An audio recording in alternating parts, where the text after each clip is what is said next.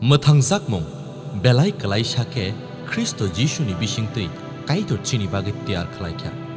Elambago Romans chapter 10 verses 9 and 10 o suijak tongo. Jishu se subrai hnai bukuk bai ko shikhe. Phia kaitor bono gothini mothangai tisaka hnai bokhabai poito khlaikhe. Hake nang mothangjak nai. Bokhabai poito khlaiei kaitor bai kaham huni romjago. Bukuk bai ko shiui motangjago.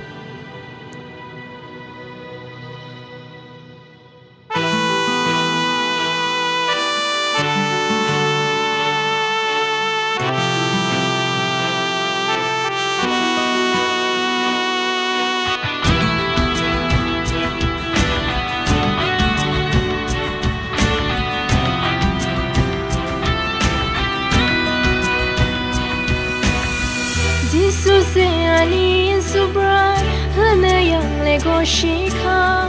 muthangjak mung tabu khani angkha.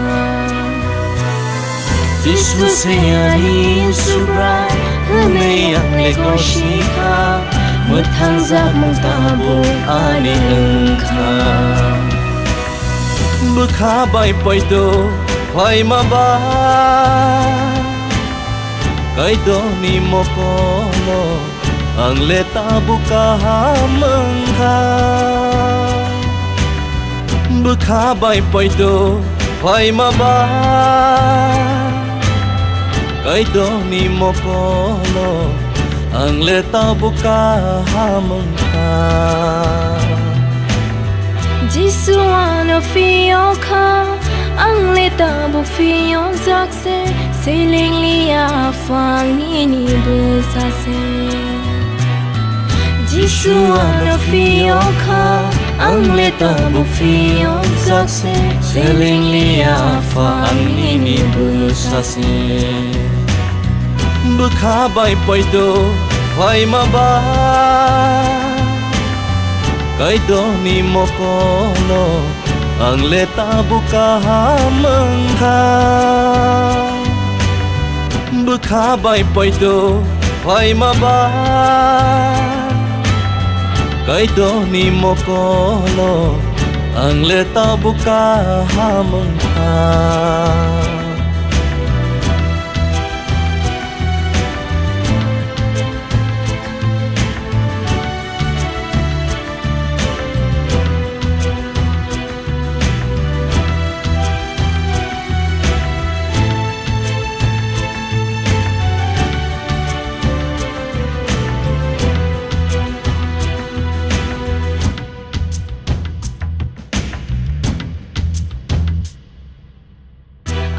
Tabong na singza Jisu nang le na fai nai Di shait lang na yano Chuka sa kao Ang le tabong na singza Jisu nang le na fai nai Di shait lang na yano Chuka sa kao Bukhabai poito khoi ma ba Kaido ni mokono ang leta buka hamangha Bukhabai poito khoi ma ba Kaido ni mokono ang leta buka hamangha Hake Jishu Kristo bini thui kathar baike jengno fioka Ao Galatia chapter 5 verse 1 Oba hakin sijagaro jeng fiokjak haba Kristo Jishu sungno fiok haba Faidi fiokjak borok hakin tonglayana Deisheleng seng khati lailia